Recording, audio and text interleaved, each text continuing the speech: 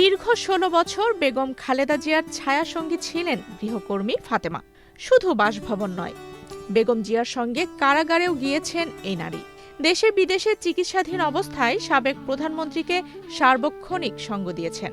বেগম জিয়ার মৃত্যুর পর তার নাতনি জাইমা রহমানের পাশে থাকছেন সেই ফাতেমা।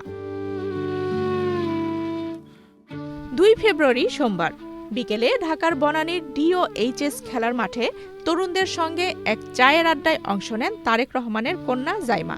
স্যান্ডেলিনা সো, রূপচর্চায় আভিজাত্য। সেখানে তার সঙ্গে ছিলেন ফাতেমা। অনুষ্ঠানের স্থলে উপস্থিত হয়ে তরুণদের সঙ্গে একটি টেবিলে বসেন জাইমা রহমান। এ সময় তার কাছাকাছি বসার জন্য ফাতেমাকে একটি চেয়ার এগিয়ে দেন একজন নিরাপত্তা কর্মী। তবে ফাতেমা সেখানে বসতে অনীহা প্রকাশ করেন।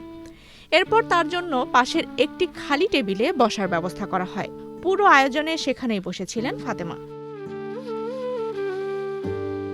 এর আগেও বেগম খালেদা জিয়ার সমাধিসহ বিভিন্ন জায়গায় জাইমা রহমানের সঙ্গী ছিলেন ফাতেমা।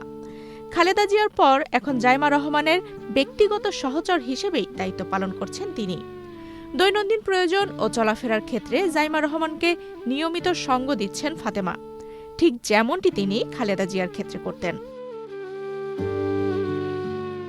২০১০ সাল থেকে খালেদা জিয়ার গৃহকর্মী হিসেবে যোগদান করেন ফাতেমা। ধীরে ধীরে তিনি চেয়ারপারসনের ব্যক্তিগত জীবনের অবিচ্ছেদ্য অংশে পরিণত হন। খালেদা জিয়ার প্রতি তার গভীর আন্তরিকতা আর যত্ন ছিল সর্বজন বিদিত।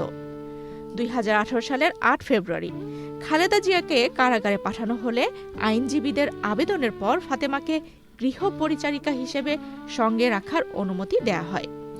খালেদা জিয়ার কারাবাস শুরুর ৬ দিনের মাথায় ফাতেমাও কারাগারে যান এবং প্রায় ২৫ মাস স্বেচ্ছায় সেখানেই ছিলেন তিনি। আফসানা রিপা, বাংলাদেশ প্রতিদিন।